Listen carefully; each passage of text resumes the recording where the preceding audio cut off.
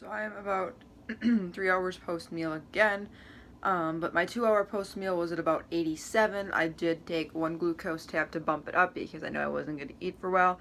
Now I'm comfortably resting at 124 and stable. As you can see earlier, I had a little bit of a drop, quite a significant drop after my peak of about 185 from breakfast. It actually dropped to like 87 within the next hour.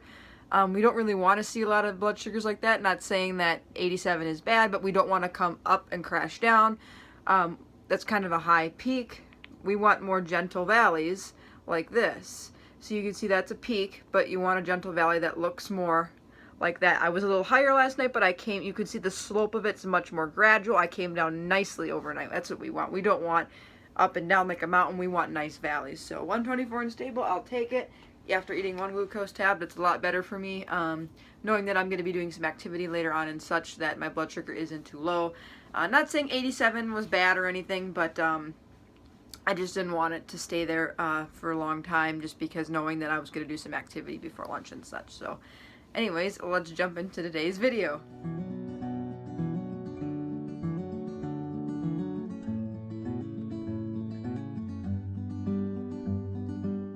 Hi everyone, it's Maddie. Welcome or welcome back to my channel. Welcome to day 29 of Diabetes Awareness Month, November 29th, 2018. I hope you are all doing well. First of all, I don't know what happened last night, but I uploaded the video, tried it about 5 to 10 times last night. I lost count. It was a numerous amount of times to upload. It did not upload. I even let it go overnight while I was asleep and it failed to upload, but it finally went up this morning. So if you didn't go check that out, go check that out. I talked about all the different foods I like to eat that are low in carb and that don't affect blood sugar. I'm sorry if you hear my dog barking in the background. I have no clue why she's barking. She's normally very quiet, so I don't know what's going on or anything, but I am sorry for the video that it didn't get uploaded when it needed to be. So anyways, we'll jump into day 29. So you kind of get two videos for today, but anyways, our today's question is day 29. Are we at a higher risk of developing other diseases because of having type 1 diabetes? And the answer to that question is yes. Not saying that everybody who has type 1 diabetes develops another autoimmune disease or another condition, but it is very well possible.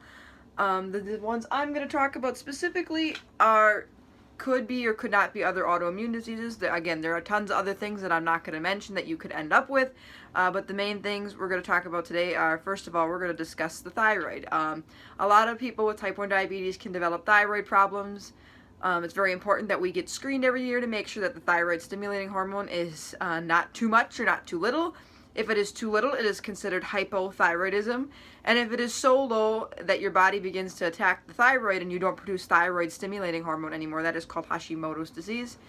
And if it goes, in contrast, if it goes to the opposite spectrum, with hyperthyroidism, you end up with Graves' disease if your body overproduces so much. If it's not just a little bit overproduction, but it's a huge amount of overproduction of thyroid stimulating hormone, you end up with Graves' disease, which is another thing we can end up with. Right now, I do not have any issues beyond type 1 diabetes, so I'm blessed and thankful for that. My thyroid is right where it needs to be. It is actually right in the middle of the two values that are on the low and high end, so I'm doing well with that. The next thing I can think of is celiac disease. I do have some family members that do live with celiac disease, so I kind of know what it's about, but I don't know everything, so don't quote me on it. But celiac disease is basically an autoimmune disease in which people have a hard time processing or breaking down gluten, protein found in wheat, barley, and oats, and I think there's another one, rye. Those types of foods and such have gluten in them, so they need to avoid those in order to avoid having digestive issues and other health conditions that can come down the road if they eat gluten when they are kind of allergic to it in a respect. So you definitely don't want to eat that if you have celiac disease. I do not have it as of now, but I will keep an eye on out for different digestive issues. If I have those later down the road, I might want to get tested for it. But I know, don't quote me on it, but I do believe if you are younger when you are diagnosed with type 1 diabetes, and you're a little more likely to end up with celiac disease plus type 1 diabetes. But as of right now, I don't have an issue with that, but that's another common thing that can happen if you have type 1 diabetes, another thing that could go along with it. And the third final thing I'm going to talk about today is Addison's disease. This has everything to do with your adrenal glands. And if you remember from my complications video for Diabetes Awareness Month, I had all those diagrams up. I had a picture of the kidneys that I drew, and on top of those kidneys sat the adrenal glands. Well, if the adrenal glands do not produce sufficient amounts of cortisol and such to keep your hormones in balance, you could end up with Addison's disease and end up with all other kinds of problems maintaining blood sugar. You might be fatigued, you might have discolored skin, and all these other kind of things.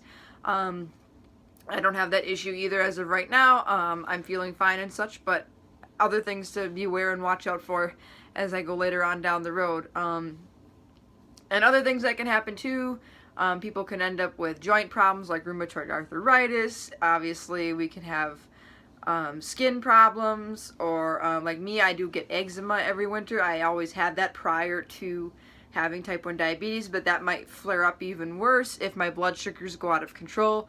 So, but there's no guarantee. Just because you have one autoimmune disease of type 1 diabetes does not mean you're going to have another autoimmune disease. Like right now, I don't have any, but I could develop other ones later in the future. So I think this sums up today's video. Let me know down below if you have any other autoimmune diseases beyond type 1 diabetes. I do not as of right now. And if you do have other autoimmune diseases beyond type 1 diabetes, I hope you are able to manage those quite well along with it. Or if it's more difficult, feel free to share your story with it. Again, rather interesting to know what other people go through beyond type 1 diabetes, if they do live with other conditions that they're more susceptible to and such. They're not fun, but it's interesting to hear all those stories. So anyways, thank you guys so much for watching day 29, and I hope you're enjoying day 28 this same day. If you enjoyed this video, give it a big thumbs up. Please subscribe to my channel if you haven't already. Remember, once I hit 100 subscribers, I will share my full diagnosis story of how I came to find out I was diagnosed with type 1 diabetes, so look forward to that coming up. And thank you guys for joining me. We have one more day left of Diabetes Awareness Month, and then expect videos from me at least 3 times a week. I'm looking at Friday, Saturday, and Sunday, and anything else you get from me would be a complete bonus. So I believe that's it. That's all I have to say for today. Again, thanks so much for watching. Thank you for all your support, all your comments, all your criticism and constructive criticism you left for me. I appreciate that. I am working on getting things more straightened out. But until tomorrow's video for day 30 of Diabetes Awareness Month, take care, God bless, be kind, spread positivity, and be thankful. Bye, everybody.